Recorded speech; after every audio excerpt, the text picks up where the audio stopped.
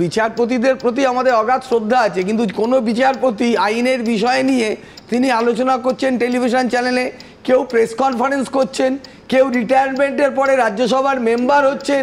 এই যে বিচারকের চেয়ারটাকে ব্যবহার করে, মানে বিচারকের চেয়ার ব্যবহার হয়েছে কিনা তার বিচার করবে তৃণমূল কংগ্রেস। কারণ সারা দেশের মানুষ করেছে, সবাই সমালোচনা করে। এই যে রঞ্জন গগৈকে রাজ্যসভা সদস্য করা হয়েছে, মহারাজের হাতে। আপনি নিজে বলুন না যে রঞ্জন গগৈকে করলো, সেটা বলুন।